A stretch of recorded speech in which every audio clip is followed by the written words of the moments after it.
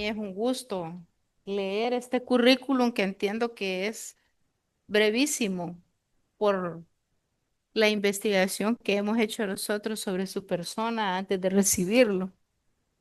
Para mí es un honor presentarles al profesor doctor Julio Mayol, catedrático de cirugía y delegado del decano para nuevas tecnologías, director científico del Instituto IDISCC, me imagino que es San Carlos, editor de Surgery, secretario de la BJS Foundation, y el doctor Mayol se formó en la Facultad de Medicina de la Universidad Complutense de Madrid. Es una universidad de gran prestigio, a quien todos los que tenemos amor por el conocimiento conocemos.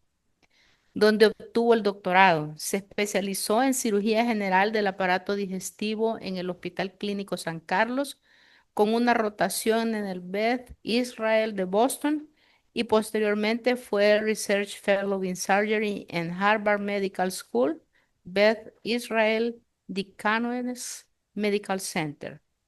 Se incorporó al Hospital Clínico San Carlos de Madrid, España, de donde impulsó las unidades de oncología quirúrgica y cirugía guiada por imágenes, además de un laboratorio de fisiología celular. Es profesor asociado de cirugía de la Universidad Complutense de Madrid y cursó un máster en gestión de servicios sanitarios en la Complutense de Madrid. Codirigió el consorcio Madrid-MIT Envision en alianza internacional con innovación biomédica y ha liderado y participado en proyectos de investigación nacionales e internacionales con una financiación superior a 30 millones de euros. Estas son palabras mayores para nosotros y un motivo de enseñanza de ella. Yo siempre digo que lo que no es posible lograr al corto plazo por falta de financiamiento, se logra al mediano plazo sí o sí, con tesón y entrega para el país al que uno le sirve. Y hemos logrado muchas cosas de ellas en nuestro país.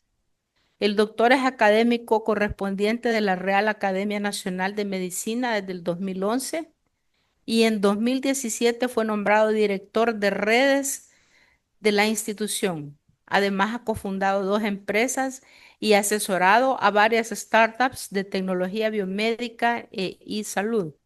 Su trayectoria ha sido reconocida con numerosos galardones, entre ellos los más importantes, el premio de la Real Academia Nacional de Medicina, el premio de Fenin a la innovación, el premio Fujitsu, el premio A Tu Salud de la Razón, investigador del año, el premio Salud Digital con Salud 2019, el premio Idival 2022, el premio Prensa y Poder 2022 y el premio Latino 2024 a la comunicación y divulgación en medicina responsable. Aprendamos todos de este gran momento para el Instituto Nacional de Salud y para El Salvador. Bienvenido, doctor. Es un honor y un privilegio estar hoy, esta mañana, aquí con todos ustedes para hablar de un tema que sin duda suscita muchísimo interés, que parece que habla de tecnología, pero en realidad, como intentaré desarrollar a lo largo de mi conferencia, va de personas. En realidad, la tecnología no tiene ninguna utilidad si las personas que la utilizamos no entendemos el propósito, el por qué y el para qué, especialmente cuando nos dedicamos a atender y a cuidar la salud de nuestros conciudadanos. Si no, si utilizamos la tecnología meramente como un instrumento, sin entender las profundas raíces humanas de nuestra, de nuestro propósito, lo que terminamos es llegando con muchísima precisión al sitio incorrecto. Y por eso me gustaría, a lo largo de los próximos, una hora aproximadamente, intentaré abreviar un poco, porque si no va a ser demasiada información y luego tenemos un taller donde podemos jugar y probar ya más directamente algunas herramientas. Me gustaría provocar en ustedes una reflexión. que es la misma reflexión que, que sienten o que tienen que hacer cualquier persona que esté en nuestro ámbito ante una tecnología transformadora, no solo para la medicina o la salud, sino para toda la sociedad. Esto afecta lo mismo a los gobiernos que a los servicios sanitarios, que a los abogados o a los periodistas. A todos nos va a afectar. Y si no encontramos bien las preguntas, la calidad de las preguntas, es muy posible que nos perdamos y que esta tecnología que polariza enormemente nos lleve a sufrir más que a obtener las ventajas que tenemos que buscar. De lo que vamos a hablar durante los próximos minutos es qué es la inteligencia artificial y por qué la inteligencia artificial generativa ha llevado ahora mismo a donde estamos. A continuación, reflexionaré algo sobre el propósito de la utilización de inteligencia artificial y específicamente no de la inteligencia artificial predictiva, de la que habló la viceministra, sino de la inteligencia artificial generativa, que es la que ha traído revolución. En investigación, revisaremos brevemente las herramientas que después en el taller vamos a utilizar para poder ver todo el ciclo completo de la generación de investigación y de proyectos, incluso de artículos, para finalizar con algunas reflexiones sobre gestión sanitaria. Así que empecemos por los fundamentos de la inteligencia artificial. ¿Qué es la inteligencia artificial? Esta es una pregunta que se repite muchas veces y a veces también nos es difícil encontrar una buena declaración. Inteligencia artificial es la capacidad que tienen las máquinas para simular, e insisto en el verbo simular, las capacidades cognitivas que tiene nuestra especie, la especie humana, Homo sapiens. No hace falta que lo haga exactamente igual que nosotros, de la misma manera que ninguno de ustedes me podrá negar que los aviones vuelan, pero no vuelan exactamente igual que las aves. No baten las alas, pero vuelan. Pues esto pasa exactamente lo mismo. La inteligencia artificial piensa, hace que las máquinas piensen y simulen nuestros procesos cognitivos, aunque no lo hagan de la misma manera que nosotros. Por primera vez en la historia de la humanidad, hemos sido capaces de desacoplar el software del hardware. En nuestros cerebros, software y hardware son lo mismo. La estructura de nuestras conexiones es lo que nos hace pensar cómo pensamos y no de una manera diferente. De hecho, lo que hacemos cuando nos educan desde niños es condicionar nuestras redes neuronales. Por eso, ustedes piensan de una manera y otro país en otro sitio piensan de otra, porque las condiciones a las que fueron expuestas sus redes neuronales han configurado la estructura, aunque sean muy plásticas, han configurado la estructura y la manera de pensar.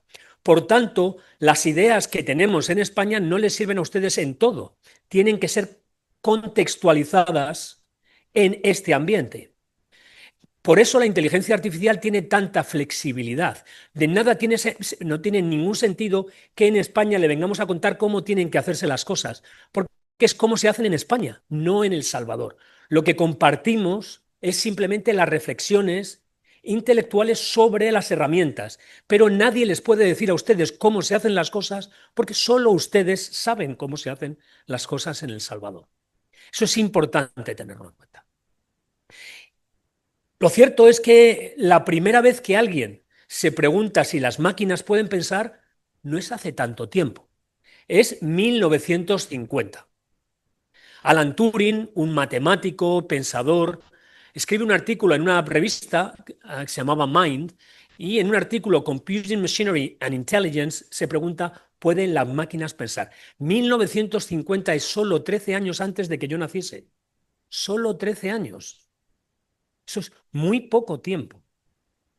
Y él contestó en ese artículo por qué él creía que las máquinas podían pensar y de hecho formuló algo que seguramente ustedes han escuchado, que es el test de Turing o la prueba de Turing, que es la prueba que tiene que pasar una máquina para demostrar que piensa.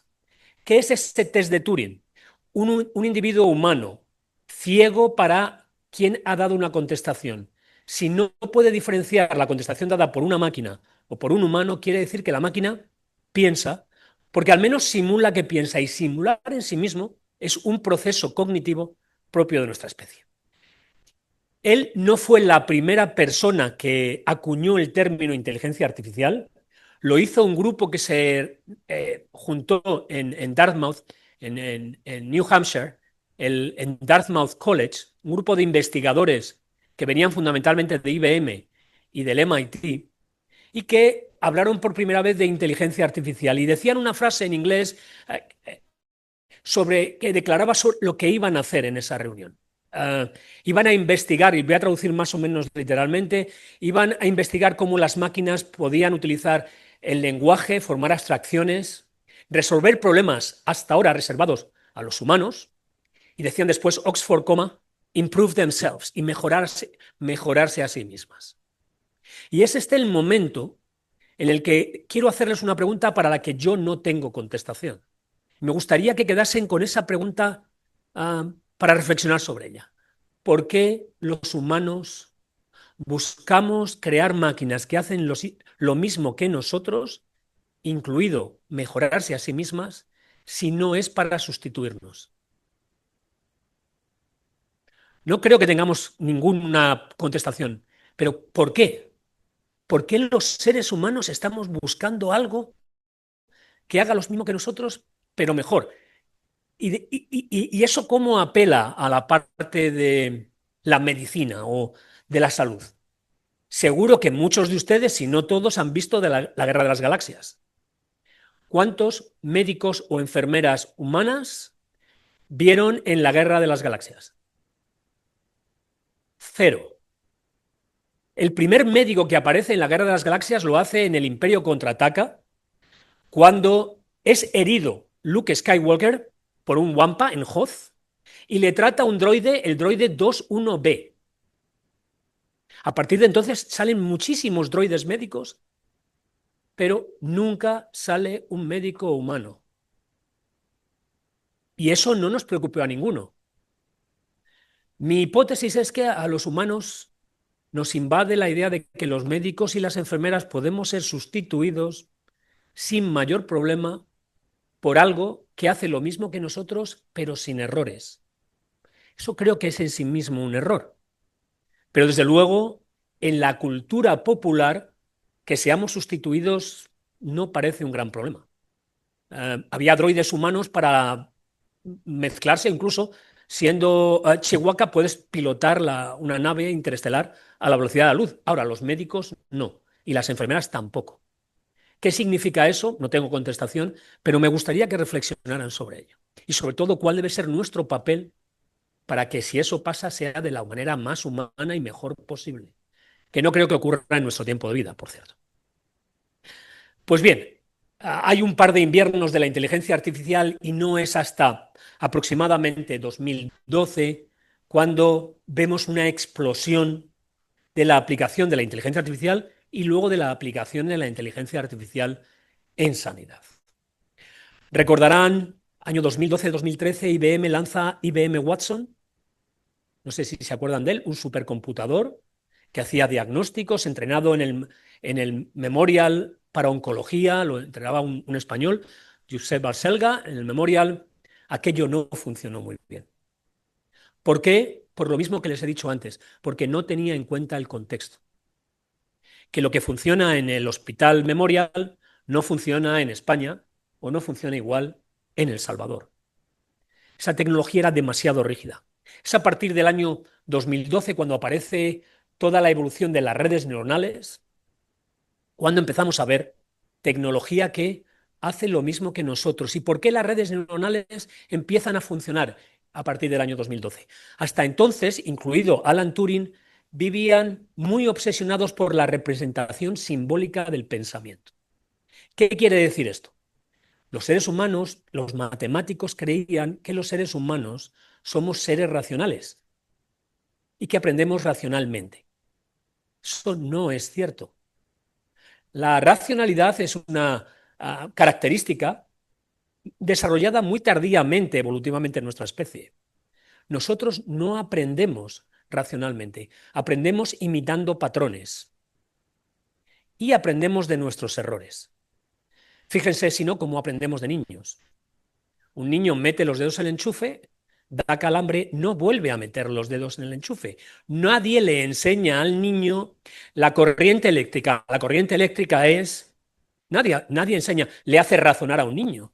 Lo que haces es exponerle a experiencias. Cuantas más experiencias tienen nuestras redes neuronales, más aprenden. Ese mismo razonamiento utilizaron con las redes neuronales artificiales. Y por eso estamos ahora con inteligencia artificial generativa.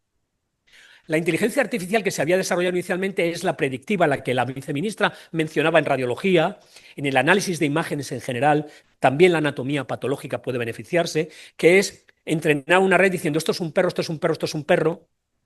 Luego le dices, ¿qué es esto? Te dice un perro. Porque identifica muy bien las 7 diferencias, que es lo que hacemos en esos juegos, en los periódicos, de identifique usted las 7 diferencias. La inteligencia artificial generativa no hace eso.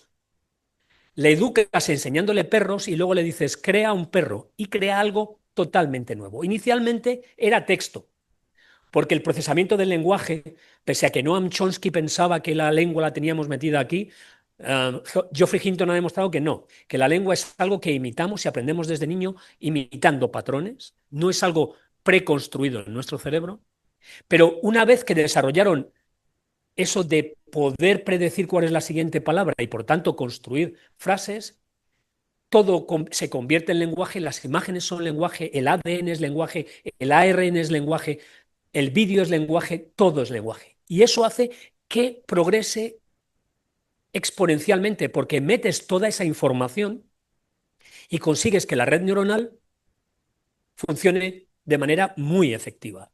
Hay quien piensa, y esto lo decimos habitualmente, que estas máquinas lo único que hacen es predecir cuál es la siguiente palabra, igual que el texto predictivo en sus dispositivos móviles.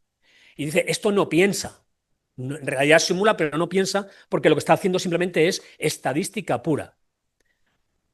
2 reflexiones al respecto. Primero, pregúntense cómo predicen ustedes el futuro o cómo toman decisiones en futuro, estadísticamente. O como cuando yo hablo, lo que estoy haciendo es intentando encontrar cuál es la palabra mejor que viene después.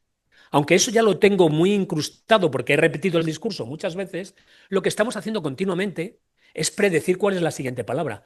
La única vez que no hacemos la predicción de la siguiente palabra es cuando nos escribimos los discursos porque no queremos improvisar, porque queremos ser muy precisos. Si no, estamos continuamente improvisando y haciendo predicción de cuál es la siguiente palabra. Por otro lado, pregúntense si yo le hago una pregunta ahora a GPT y la entiende, ¿es eso estadística? ¿Cómo ha conseguido entender lo que le he preguntado? ¿Es eso pensar o no es pensar? Porque, vale, contestar es fácil, pero entender la pregunta... Bueno, lo cierto es que esto, a partir del año 2022, evoluciona a un ritmo imparable.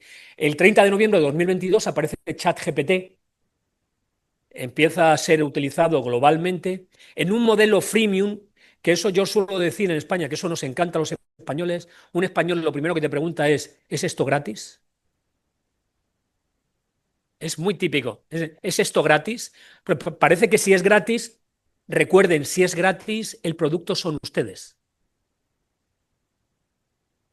Porque lo que están haciendo es utilizar su tiempo y su conocimiento para entrenar la red neuronal. Nada en esta vida es gratis. Siempre hay una transacción. Bueno, pues a partir de 2022 esto va evolucionando muy rápidamente. ¿Por qué? Porque tenemos muchos datos. Un Large Language Model, una red como esta, está estructurada con una arquitectura que se llama Transformer, que se describió no hace tanto tiempo, hace 8 años, en el 2017. Los ingenieros de Google lanzan la arquitectura Transformer que permite analizar el texto y definir, atención, cuál es la parte más importante en el diálogo que tienen con la máquina, y preentrenan a ese modelo de lenguaje con muchísimos datos. Me dirán, ¿cuántos datos? Pues aproximadamente 10 a la 14 bits. Con eso, dirán, ¿eso 10 a la 14 bits es mucho? Pues es mucho, pero no es demasiado, porque un niño con 4 años ha recibido a través de su nervio óptico aproximadamente 10 a la 14 bits. O sea que es todavía muy primitivo. Es muy importante la red neuronal, la arquitectura Transformer, es muy importante tener Big Data, todas esas obsesiones por digitalizar y todo eso que hemos compartido en redes sociales, no crean que han donado ustedes todos sus datos para que entrenaran OpenAI lo suyo, lo que han hecho es descargarse Internet y utilizarlo para entrenar, y la tercera es tener grandes servidores que permiten gestionar los grandes volúmenes de datos y las redes neuronales. Eso tiene dos problemas. Ahora podemos hacerlo, pero eso consume mucha energía y mucho agua. Tiene un impacto medioambiental importante que no podemos ignorar. Lo cierto es que a partir de ese momento, como todo es lenguaje, entienden absolutamente todo. Las redes neuronales podemos hablarlas en español, en inglés, en chino. No es que traduzcan, es que lo entienden directamente. GPT-4, que es un modelo ya antiguo, ya saben que estamos en el 5, es tan inteligente como un experto promedio, pero sabe de cualquier cosa más que todos nosotros juntos. De cualquier cosa, porque nosotros estamos muy enfocados solo en lo nuestro. Como les dije, todo depende del desarrollo reciente de la inteligencia artificial generativa de la arquitectura Transformer. Google lo lanza en el año 2017 en un artículo de título curioso, se llamaba Attention is all you need. Todo lo que necesitas atención, lo que querían describir es la posibilidad de que la máquina entendiese que era más importante en nuestro discurso, pero Google no sabía muy bien qué hacer.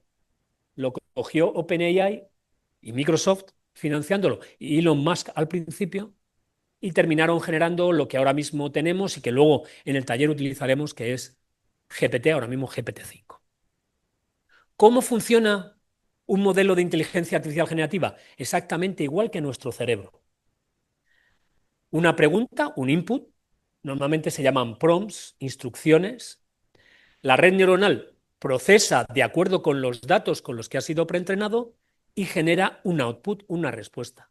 Esto inicialmente era texto, pero ahora es multimodal. ¿Qué significa multimodal? Que puede generar imágenes, puede generar vídeo, puede generar sonido en cualquier idioma, puede hacer de todo. Por tanto, cuando nos planteemos cómo utilizar inteligencia artificial en salud y específicamente en investigación, tienen que considerar que se ponen ustedes delante de un espejo. Si la inteligencia artificial no les ayuda es porque su cerebro no sabe en qué tienen que ayudarles. La culpa no es de la inteligencia artificial. La inteligencia artificial da las respuestas. Somos los humanos los que tenemos que hacer preguntas. Y la inteligencia está en la calidad de las preguntas. Por tanto, lo que hay que hacer es entender todo el proceso y ver dónde tenemos constricciones, dónde tenemos limitaciones o cuellos de botella, y ahí ver cómo la inteligencia artificial nos puede ayudar. El proceso interno de funcionamiento de la inteligencia artificial es bastante sencillo y muy dependiente de la matemática. Lo que tienen que tener claro es que la inteligencia artificial generativa es álgebra lineal y estadística. Muy parecido, en nuestro caso es química, porque nuestras señales no son números, son impulsos químicos. Pero en estas máquinas lo que hacen es cogen el texto, lo convierten, lo trocean en partes más pequeñas que se llaman tokens. Estos tokens los convierten en número. Estos números son procesados por la red neuronal. La red neuronal no entiende más que los números. Y en función de eso, comparándolo con lo que ha visto en su experiencia, igual que lo hacemos nosotros. Yo en mi experiencia he visto que el dolor en la fosa ilíaca derecha en una persona de 20 años, que es un hombre que tiene fiebre, el dolor empieza a periumbilicar, se va a la fosa ilíaca derecha y además tiene anorexia, eso es muy probablemente una apendicitis. Pues esto mismo hace una red neuronal. En vista de todo lo que he visto anteriormente, lo que me cuentas muy probablemente sea esto otro. Y así funciona. Y el resultado final es un GPT, un transformer, que genera Generative y que está preentrenado con datos. Generative Pre-trained Transformer. Eso es GPT.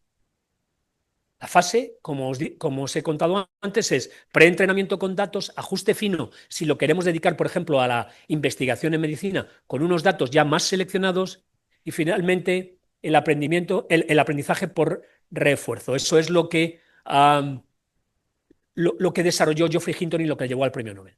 El aprendizaje por refuerzo es ¿Veis que cuando quien haya utilizado GPT verá que hay una mano hacia arriba, una mano hacia abajo? En función de lo que le das, pues aprende que lo que ha contestado es correcto o no. De la misma manera que a un niño cuando hace algo y le sonreímos, dice he acertado, si le das un cachete, no he acertado. Pues esto es lo mismo, aprendizaje por refuerzo. En realidad estamos haciendo lo mismo que haríamos con un cerebro de una persona más joven. Me voy a saltar toda esta parte de recursos porque es muy técnica y me voy a pasar específicamente a la investigación. ¿Para qué podemos utilizar inteligencia artificial en investigación? La UNESCO en el año 2023 lanzó un white paper sobre la utilización de ChatGPT en investigación científica. ¿Para qué sirve? Para cualquier cosa que su cerebro pueda imaginar, pensar y necesitar. Como lo que hace es simular nuestras capacidades, eso mismo hace ChatGPT. Y aquí tienen el artículo, el que dice que sirve para generar la hipótesis, buscar dónde están los datos, ayudar a recoger los datos, analizar los datos y escribir el artículo. Y en vez de un artículo también puede ser un proyecto de investigación o toda una área de investigación, cualquier cosa. La limitación no es ChatGPT, es nuestro cerebro. Si hemos entendido cómo funciona todo esto y cómo paso a paso podemos replicarlo, que es el reto del taller, a lo largo de nuestro proyecto de carrera científica. Además de hacer todo esto a escribir, uno de los problemas que tenemos es abordar la cantidad de literatura que hay. ¿Cómo revisarla? Yo soy editor de una revista norteamericana, se llama Surgery. Elsevier nos prohíbe utilizar ChatGPT o cualquier inteligencia artificial para, para analizar los estudios, para no romper la privacidad. Ya les digo yo a ustedes que la utiliza todo el mundo.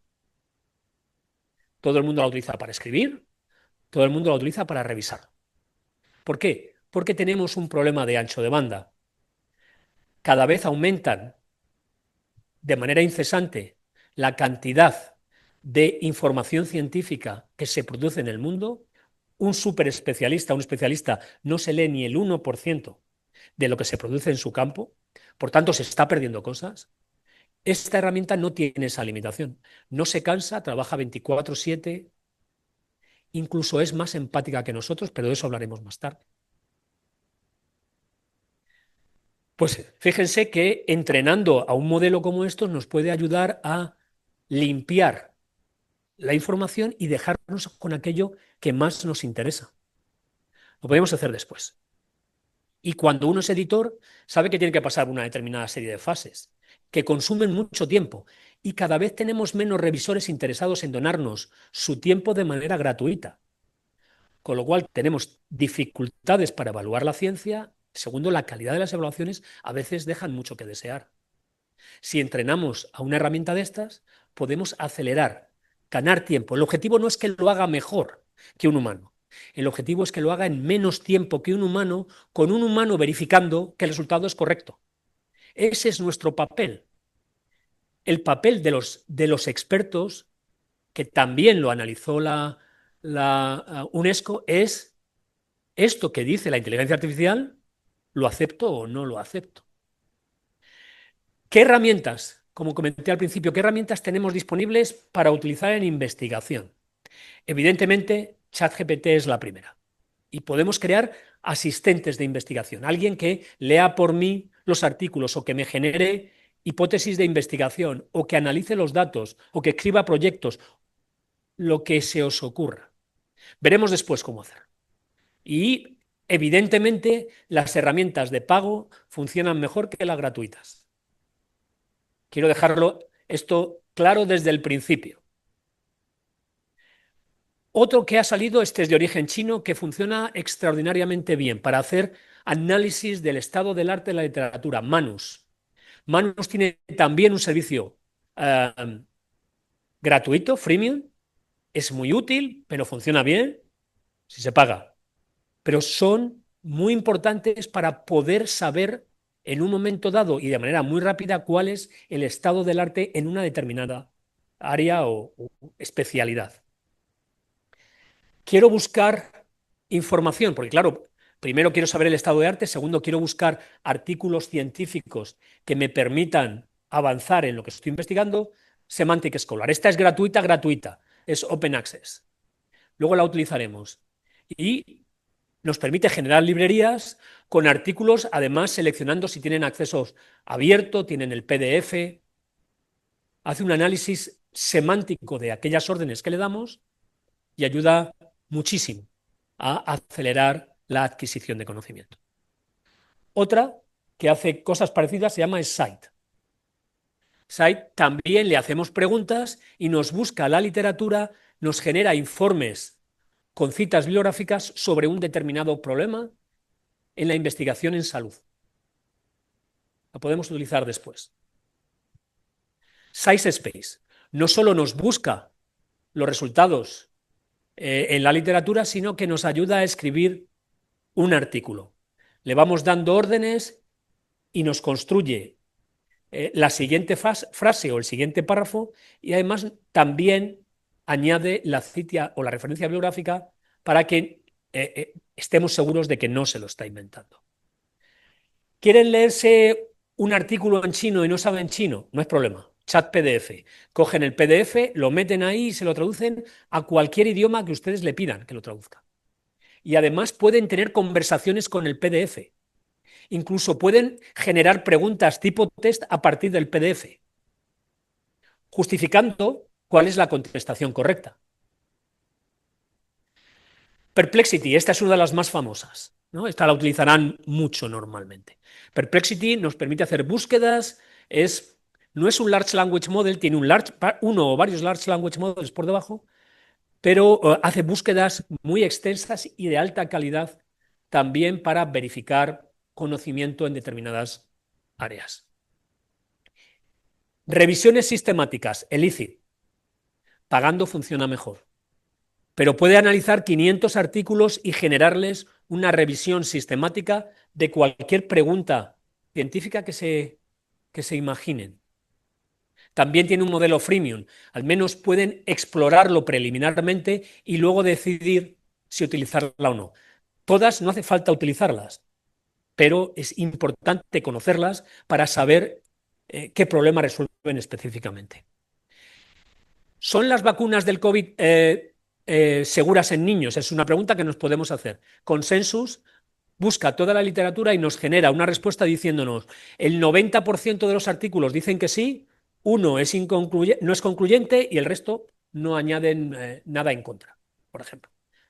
Contesta muy bien y basándose en la literatura a preguntas de sí o no o que permitan gradar o graduar la evidencia disponible. Una de mucha calidad, aunque es limitada, es de acceso gratuito, la utiliza New England Journal of Medicine, viene de la Clínica Mayo, se llama Open Evidence, openevidence.com, se pueden registrar. Hace un resumen de la evidencia científica disponible en un área determinada y además da las referencias bibliográficas y clicando en ellas se puede ir directamente a ver que la respuesta que nos da es correcta. Porque uno de los miedos más importantes que se tienen cuando se utiliza inteligencia artificial generativa es lo que habitualmente se denominan alucinaciones, que en realidad son fabulaciones. Mucha gente me dice, yo utilizo ChatGPT y se inventa las referencias bibliográficas. Lógicamente, igual que un catedrático de cirugía. Recuerden que la mayoría de nosotros, todos nosotros, nos inventamos nuestro pasado. Cuando contamos nuestro pasado o nuestro conocimiento, no estamos yendo a una base de datos que tenemos aquí atrás con los artículos para lanzarlos, sino que nuestro cerebro se ha configurado de una determinada manera y cuando nos hacen preguntas recordamos y contestamos lo que nos parece más probable. Geoffrey Hinton cuenta la anécdota de John Dean, no sé si se acuerdan del caso Watergate. El caso Watergate, John Dean va a declarar sin saber que tienen grabado todo. Y John Dean tenía razón, lo que él decía al final era cierto, pero se había inventado todo. Las reuniones no habían ocurrido cuando él decía que habían ocurrido, no se había dicho lo que él decía que se había dicho, sin embargo, él estaba en lo cierto. Pues eso nos pasa a nosotros. Nosotros construimos el conocimiento cada vez que nos preguntan. Y eso mismo hace ChatGPT, salvo que lo conectemos con una base de datos o le pidamos que navegue en Internet para verificar las citas bibliográficas. Si no, es una inteligencia artificial generativa. Está diseñada para inventárselo. No tengan miedo por ello. Análisis de datos. ChatGPT puede analizar datos, pero hay una aplicación específica, se llama Julius. Cargan ustedes un archivo en Excel, en PDF, lo que quieran con datos, y empiezan a pedirle que les haga depuración de la base, que le haga análisis estadísticos, regresiones logísticas, incluso que genere una cosa que me parece muy importante que nosotros estamos desarrollando en el Hospital Clínico. Tenemos un datatón de datos sintéticos para final de noviembre, es la generación de datos sintéticos. Una de las cosas que seguro la señora viceministra está preocupada es por la seguridad de los datos de los pacientes, especialmente cuando pasamos al terreno de lo digital, por la privacidad. Ahora mismo podemos construir datos sintéticos que representen a pacientes sintéticos que se comporten igual que si fueran pacientes, pero no son de pacientes. De manera que podemos explorar, crear gemelos digitales o realidades virtuales que nos permitan saber cómo van a funcionar los experimentos sin poner en riesgo los datos de pacientes. Es un área muy interesante de explicar. Julius puede generar datos sintéticos. Tienen el conocimiento, tienen una estructura y quieren hacer una representación gráfica, váyanse a Napkin, lo pegan y les genera una representación visual muy dinámica y muy fácil de entender. ¿Qué más podemos hacer? No sé si han utilizado Notebook LM. Meten referencias bibliográficas, artículos, conferencias en YouTube y les genera o bien un podcast, además un mapa mental y finalmente un vídeo explicativo que podemos ver luego más adelante. Y también podemos tener conversaciones con las fuentes. Pueden meterse 30 artículos científicos y tienen la capacidad de sintetizar el conocimiento de esos 30 artículos científicos. Gamma. Gamma es la manera perfecta para generar presentaciones. Gran parte de mi presentación está generada con Gamma, como pueden ver. Le meten lo que quieren hacer y Gamma se lo produce. O bien porque le han metido el texto completo de lo que quieran hacer o porque le piden que se lo invente.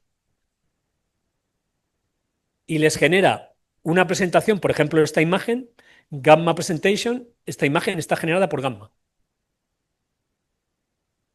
Y además no tienen que pasarse el día intentando colocar, alinear eso que es un castigo, se lo hace directamente. ¿Qué es lo importante? Lo importante no son las herramientas, es tener bien definido cuál es el flujo de trabajo en el que quieren proceder.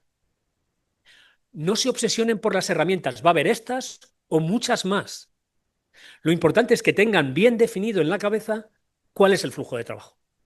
Y sobre todo, dónde les aprieta el zapato, dónde van a conseguir más ventaja con una herramienta que dedicando mucho tiempo porque no tienen tiempo. El problema de los investigadores y de los profesionales sanitarios es el tiempo, no es el conocimiento. Por tanto, las herramientas nos sirven para acortar tiempos, para ser más productivos, pero siempre, siempre, siempre verificando el resultado.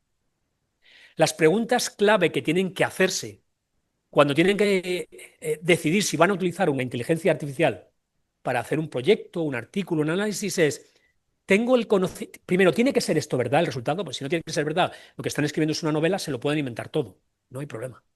Luego habrá que discutir quién es el autor. Esa es la siguiente. Siguiente pregunta es, ¿tengo el conocimiento para verificar que el resultado es correcto?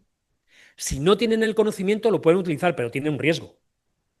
Si lo tienen, la siguiente pregunta es, ¿estoy dispuesto o dispuesta a asumir los riesgos éticos y legales de dar por bueno algo sin haberlo revisado que es incorrecto? Si no quieren correr ningún riesgo, la mejor manera es no utilizarlo, pero entonces se van a quedar muy atrás.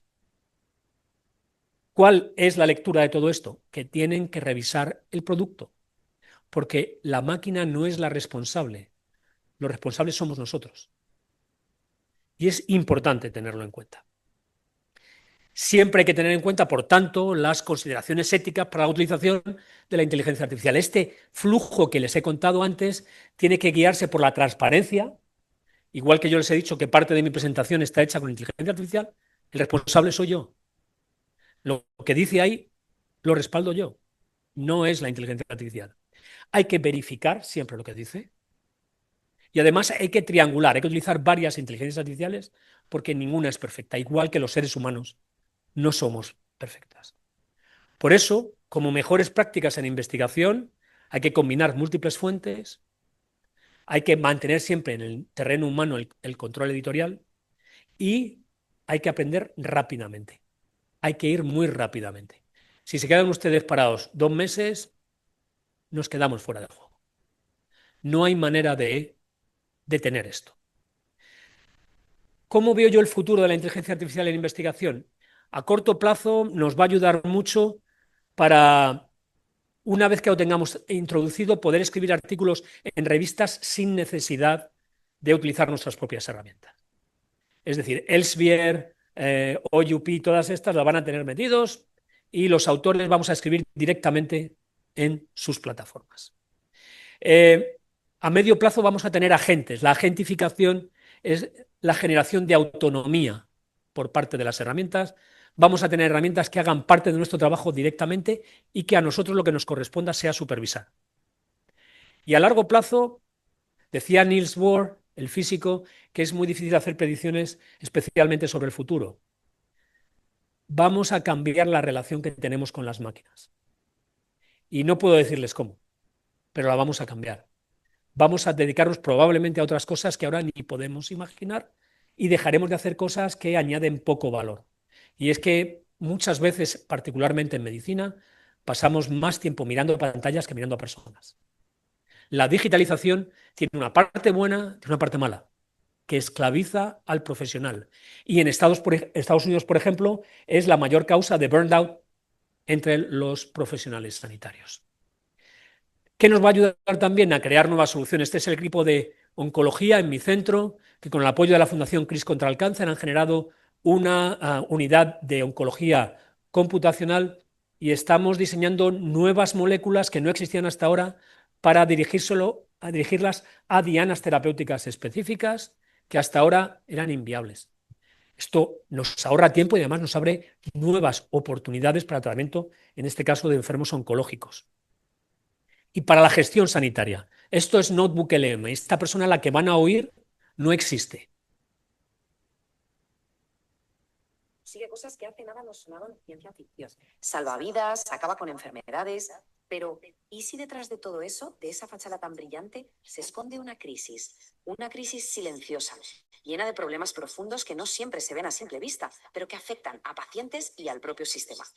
Y esa es la pregunta clave que vamos a intentar responder hoy. A pesar de todo lo bueno, de los avances que son innegables, ¿está la medicina moderna metida en una crisis que no somos capaces de ver?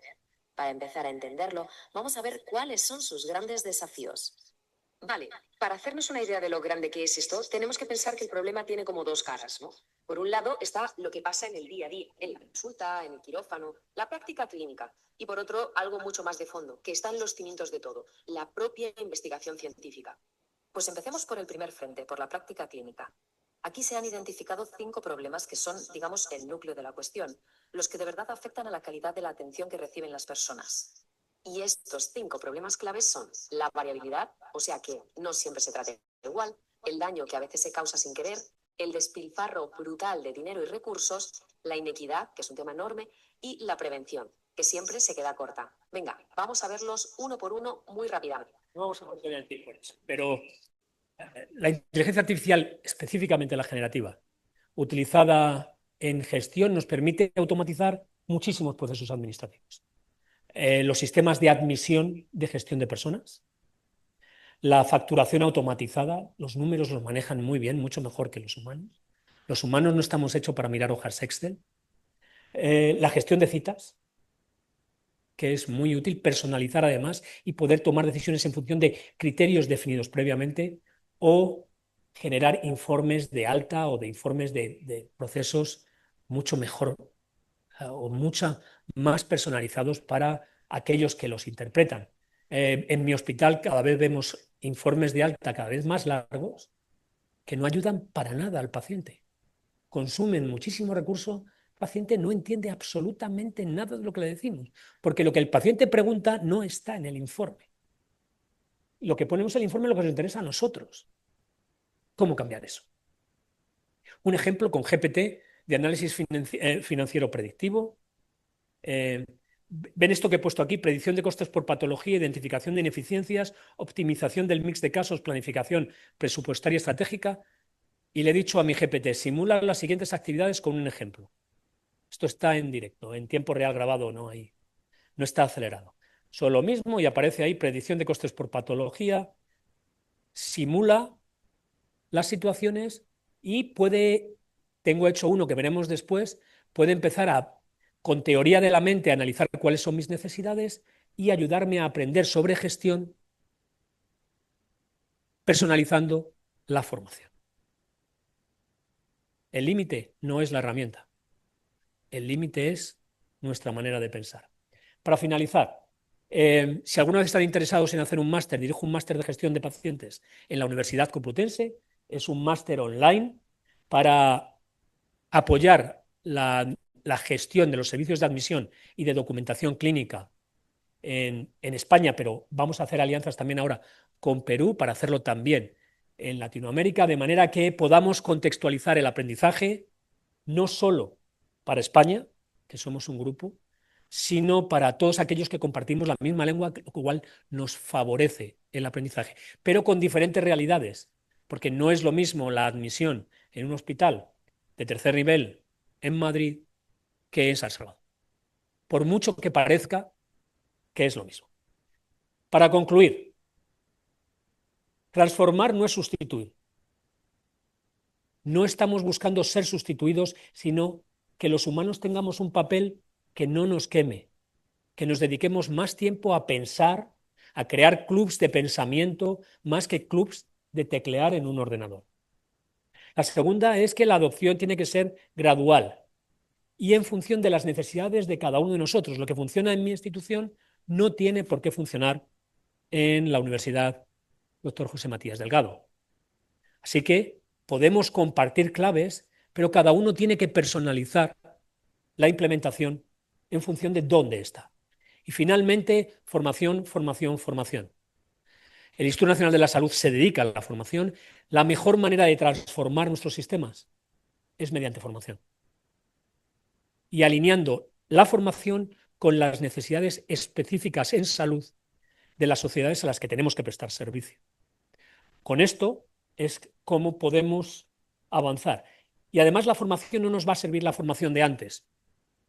La formación de antes, pesada, larga, muy burocrática, no es buena para un modelo de inteligencia artificial que evoluciona tan rápidamente. Así que tenemos que reflexionar sobre ello. Con esto acabo. Muchas gracias y si tienen alguna pregunta estoy disponible para contestarlas y si no, durante el taller podríamos hacer. Muchas gracias. Para romper el hielo, porque sé que hay muchas interrogantes aquí. Usted nos ha mostrado que la velocidad a la que la inteligencia artificial está ganando experiencia aprendiendo de los modelos que nosotros mismos le estamos alimentando, no tiene límite. Y mucho de la calidad de lo que genere la información que se va a dar va a depender de lo que nosotros le alimentemos a ella y de cómo persiste el criterio del humano, de la inteligencia natural, como una característica que le pueda dar calidad a la data que se está, que se está procesando. Hemos visto que en las ciencias de la computación, desde que Alan Turing habló muchísimo sobre los modelos matemáticos y todo esto que tiene que ver con el primordio de la inteligencia artificial que él introdujo y que más allá del desarrollo de las ciencias computacionales, que es impredecible la cantidad de desarrollo que pueda tener, ¿cómo considera usted que en los próximos 10 años la IA va a evolucionar? ¿Qué brechas o qué problemas van a encontrarse en los países en vías de desarrollo en relación a los ya desarrollados y cuáles son los desafíos éticos más importantes? Una gran pregunta porque eso va al corazón. Ya mencionó algo la señora viceministra, El problema es que estamos en medio de la mayor revolución de desintermediación que ha vivido nuestra especie. ¿Eso qué significa? Hasta ahora nosotros, nuestros antepasados, cuando eran los chamanes en la tribu, eran los únicos que podían hablar con los dioses y aplicar el conocimiento. Cuando hicimos la revolución científica, solo nosotros, los profesionales sanitarios, podíamos hablar con el estudio del New England Journal of Medicine y aplicarlo en el usuario final. Ahora ya no. Cualquier paciente tiene esto en su mano. Lo utilizarán bien o mal, pero lo pueden utilizar. Y eso ocurre tanto en países de alta renta como en países de mediana renta o de baja renta, teniendo en cuenta que hay unos 5.000 millones de personas en el mundo que no tienen acceso a ningún tipo de sanidad. No es que tengan acceso a poca sanidad, es que no tienen acceso a nada.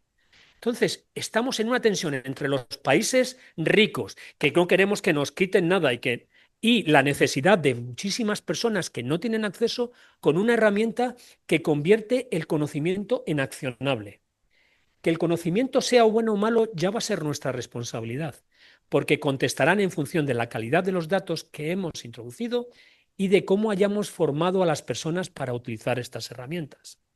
Por tanto, uno de los retos más importantes para todos los institutos de investigación y para el Instituto Nacional de la Salud, es generar ciencia de calidad. Porque sin ciencia de calidad, el reto va a ser entrenar a redes neuronales con mala ciencia. Y eso va a tener a medio y largo plazo consecuencias en las personas, consecuencias en las pacientes. Ese es el primer gran reto ético. Vamos a mejorar la calidad de la ciencia, vamos a mejorar la calidad de las preguntas que hacemos. Pero hemos desarrollado un sistema en todo el mundo, particularmente en los países de alta renta, en que la investigación es en realidad una manera de potenciar nuestros currículum, no de mejorar el conocimiento en sí mismo. Tenemos que cambiar el propósito. El propósito no es mejorar nuestro currículum. Nuestro propósito es tener un impacto positivo en las personas, porque van a utilizar las herramientas. Nadie le va a prohibir a OpenAI que un paciente utilice. Usted tendrá el reto y los pacientes van a venir a nuestras consultas. Oiga, doctora, que dice esto, que lo que usted me ha dicho, eso va a ser otro problema. ¿Cómo cambiamos nuestra relación cuando tenemos que hacer medicinas en equipo, en el que además el conocimiento es tan vasto que no trabajamos individualmente, trabajamos en equipo? Cada uno de nosotros tiene un conocimiento diferente. Sin embargo, esto lo integra todo. Tenemos un conflicto que decía antes de ancho de banda. Esto trabaja mucho más rápido de lo que nosotros podemos hacer. Y las personas no quieren una cita dentro de una semana en el médico, quieren una contestación a su problema ahora. Esto nos supone a los servicios sanitarios, a los servicios de salud, un reto extraordinario. Reto en la producción de investigación, de la gestión de los sistemas sanitarios, porque el propósito es bueno, es mejorar la calidad de la asistencia y mejorar la vida de las personas. No tenemos que perder eso de vista. Nuestro objetivo no es tener más artículos publicados, es tener mejores artículos publicados. Esto es un reto extraordinario y no los podemos abordar individualmente, no lo podemos hacer en España individualmente, en Estados Unidos individualmente, ni cada uno de nosotros, ni siquiera como países. Esto es supranacional, necesita colaboración, porque si no, otro de los riesgos que yo veo es que los países de alta renta les digamos a los países de menor renta lo que tienen que saber y hacer. ¿Por qué? Porque dominamos los procesos de generación de conocimiento, que está muy sesgado. En España importa mucho la enfermedad tal, pero esto aquí no es un problema. Entonces, riesgos, muchísimos. Pero la ventaja que tenemos ahora es que si los analizamos entre todos y los identificamos, podemos paliarlos.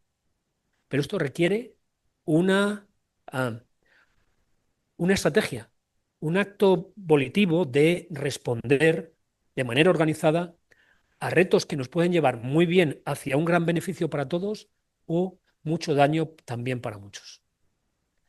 Gracias, directora, por la pregunta. Buenos días, muchas gracias. Realmente impresionante cuánta inteligencia artificial está como disponible para una serie de procesos. Yo considero que siempre se tienen que ocupar para facilitar los procesos, para optimizar el tiempo, para mejorar los resultados. O sea, como investigadores creo que son herramientas que tenemos que conocer, pero quizás el rol de uno es también criticar lo que nos arroja la inteligencia. Ahora, mi pregunta es, si utilizamos una plataforma para análisis de datos, ¿es permitido en los manuscritos? Y de hacerlo, ¿cómo citarlo? Porque me parece ético citarlo si la vamos a utilizar. Estar desde aquí. Buena pregunta. Como dije, transparencia. No, una cosa es que los revisores no podamos utilizar la inteligencia artificial, otra que los autores no puedan utilizarla. ¿Qué es lo que hay que hacer? Ser transparente, declararlo y declarar qué herramientas se han utilizado. De hecho, acabamos de publicar, yo estoy en un grupo en el que está dirigido por la gente de McMaster, cuáles son las guías para reportar los resultados de investigación con inteligencia artificial. Se llama la guía CHART. Hemos publicado en Llama Open Network, en British Medical Journal, está disponible. Es un artículo open access. Porque hay que estructurar cómo se reporta. ¿Para qué? Porque la ciencia tiene que ver con la posibilidad de reproducir. Si yo no cuento cómo lo he hecho, no se puede reproducir y por tanto no se puede validar. Así que es importante utilizarlo, pero describir qué herramientas se han utilizado, en qué fecha se ha utilizado, qué modelo se ha utilizado, qué prompts, qué preguntas, qué órdenes se han dado a la inteligencia artificial. Requiere transparencia absoluta, porque no es malo utilizar. Lo importante yo como editor no es que utilicen inteligencia artificial, es que los resultados sean malos, utilicen inteligencia artificial o inteligencia natural.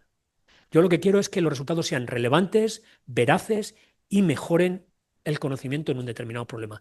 ¿Quién ha hecho eso? A mí me importa menos.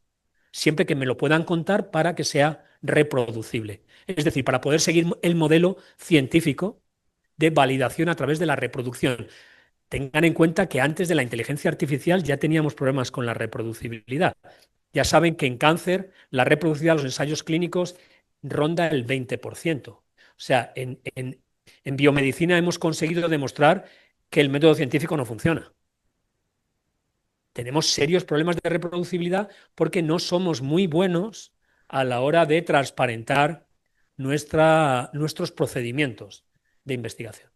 Por favor. Buenos días, gracias profesor. Muy interesante y me encantó su referencia, porque es lo que hacemos. Soy pediatra y hacemos investigación. Y siempre me lo pregunté todavía cuando hacíamos coloquios con Star Trek, con Gene Roddenberry, cuando comenzó y el doctor McCoy andaba con su aparato y después en los episodios de Star Wars. Correcto. Entonces, eso es lo que me decía con referencias, igual cuando en el episodio 3 estábamos viendo inteligencia artificial. Y a eso viene la pregunta y a lo que estábamos hablando la doctora. En las revistas se está ocupando ahora y varios editores con inteligencia artificial, pero el investigador también está ocupando inteligencia artificial. Entonces va a llegar un momento que la inteligencia artificial va a evaluar a la inteligencia artificial que evalúa el autor y el autor va a sacar otra inteligencia artificial y todo. ¿Cómo responderíamos a esto cuando lleguemos al momento que la IA haga un artículo y el revisor sea una IA y el par revisador es una IA? Esa es muy buena pregunta. Por eso he dicho que las plataformas se van a integrar en el proceso de...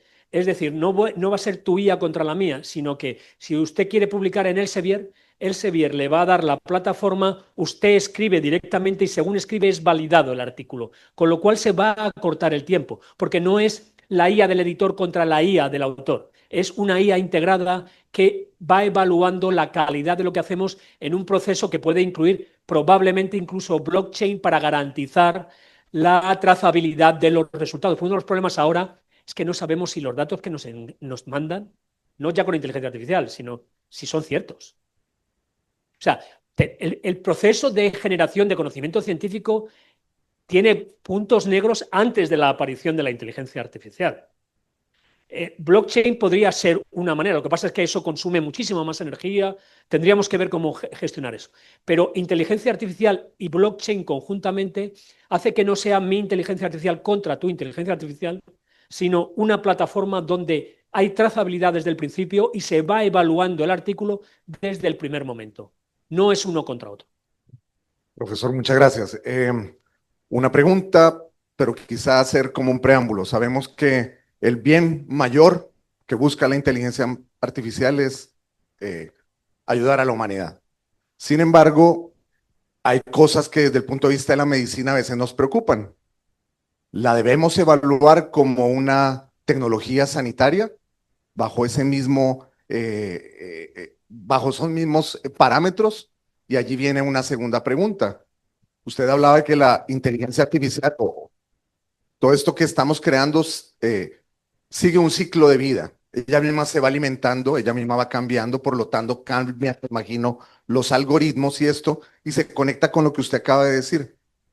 ¿Qué puede llegar a pasar cuando empecemos a meterle de forma repetitiva basura a esta inteligencia artificial y nos comience a dar basura que a la vez amplifique la basura? Es decir, ¿qué se conoce a nivel internacional que se esté haciendo para que esto no ocurra?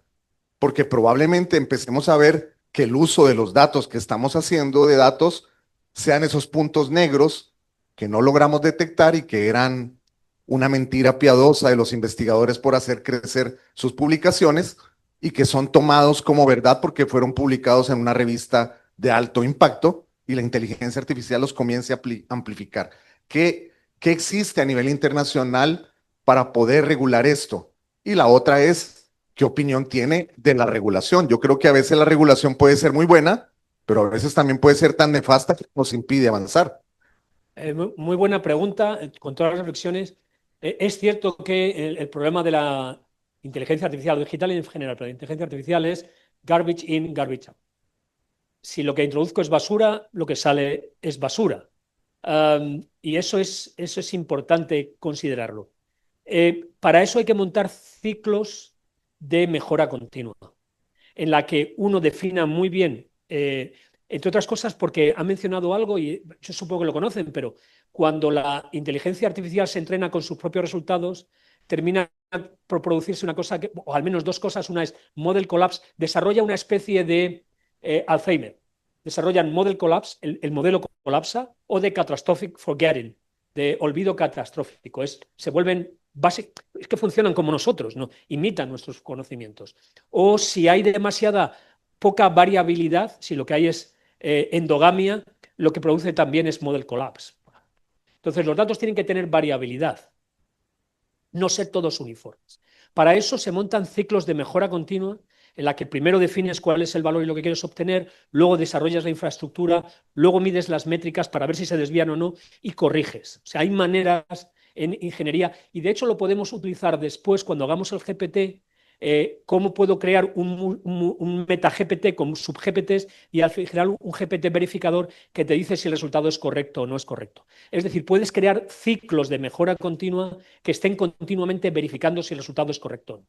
En cuanto en Europa, en cuanto a la inteligencia artificial, no para la investigación, no tanto tampoco para la educación, pero sí para la práctica clínica. Por eso no he querido hablar de práctica clínica, porque es particularmente complejo, aunque es lo que más nos fascina.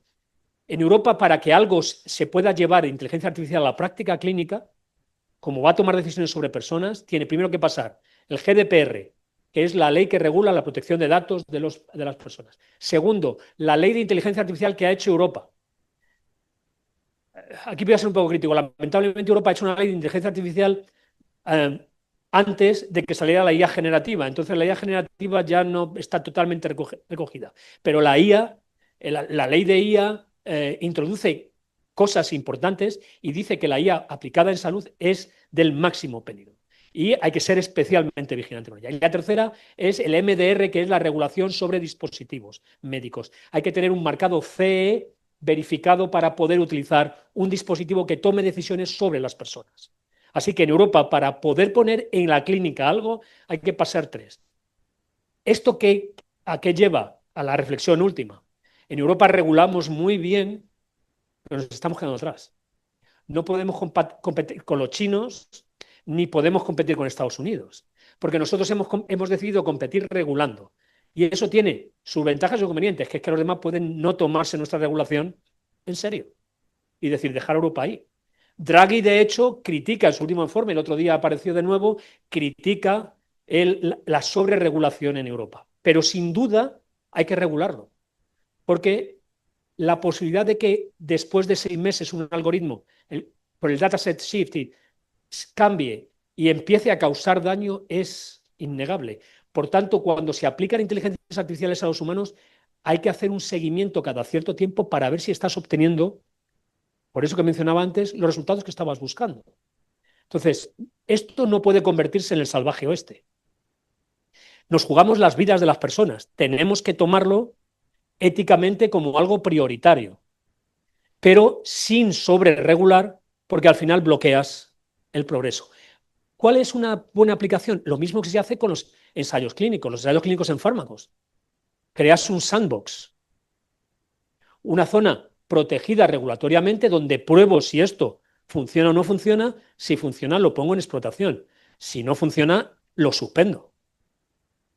Hay maneras de hacer eso. Y esto es importante, por ejemplo, en El Salvador o en toda América Latina, donde el riesgo de que vengan chinos o americanos o europeos a vendernos una solución que no nos funciona en nuestro contexto hace que yo la incorpore y de repente vea que no me está solucionando el problema, que está creando más problemas de salud en la población. Como además cuesta tanto medir resultados y te puedes enterar 6 meses después, puedes tener una tragedia.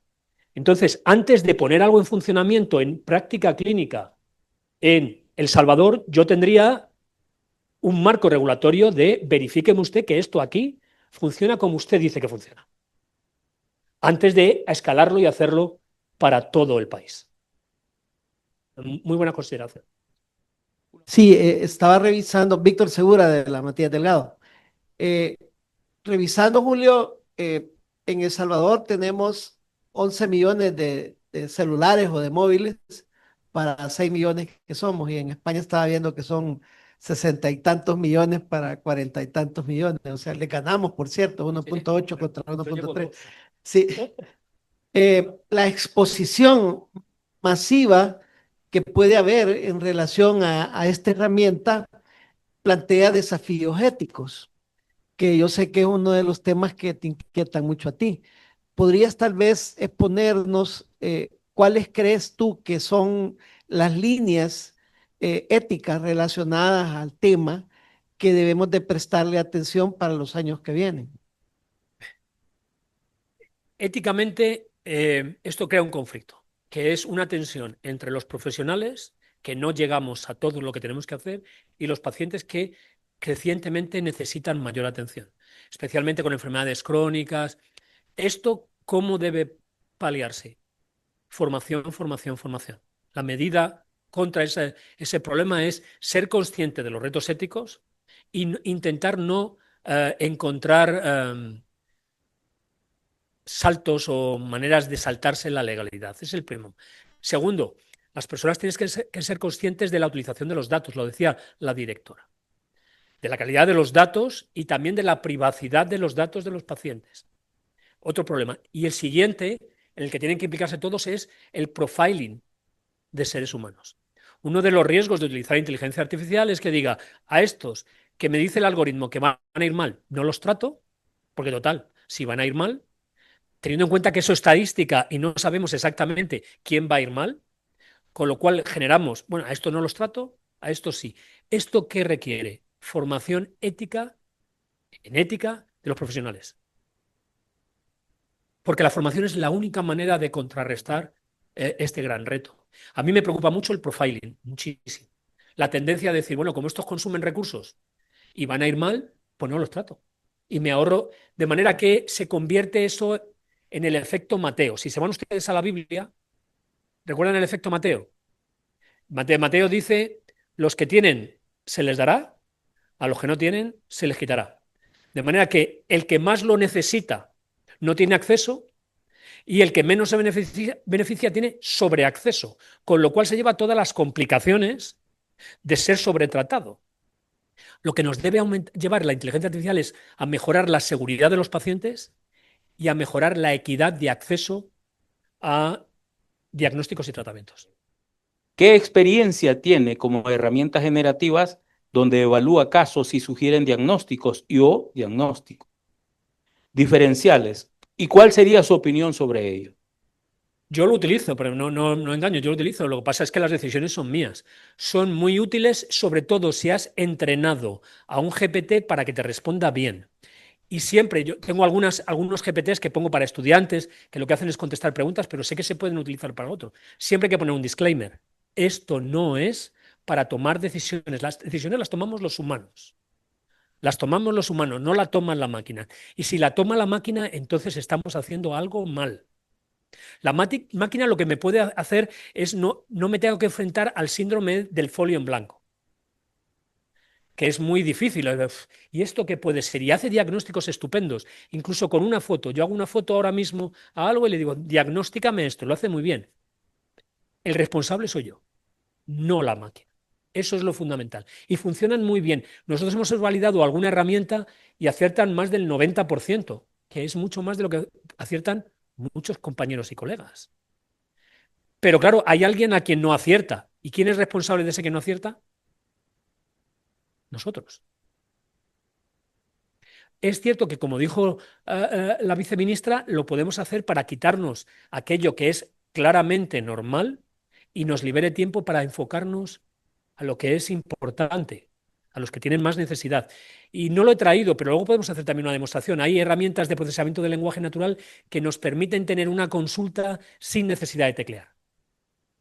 Si dedicamos 50% del tiempo, llamalítica de un compañero, estamos validándola en el clínico, San Carlos.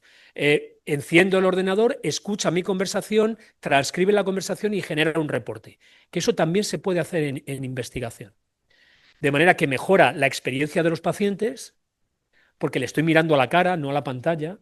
Segundo, porque mejora la calidad de los datos que incluye la historia clínica electrónica. Porque no sé en El Salvador, de El Salvador no puedo hablar, pero en mi hospital sí. Mucho de lo que metemos en la historia es incorrecto. No lo pega nadie. Mucho. Cuando es de ese paciente, porque a mí, cuando era director médico, yo tenía reclamaciones todos los días para abrir la historia clínica electrónica para cambiar. Pues se habían confundido de paciente y eso es lo que se daban cuenta. Imaginad los que no se dan cuenta. La inteligencia artificial puede meter sistemas de verificación para decirle, oye, que te estás equivocando. Para eso debe servir, para mejorar la seguridad del paciente.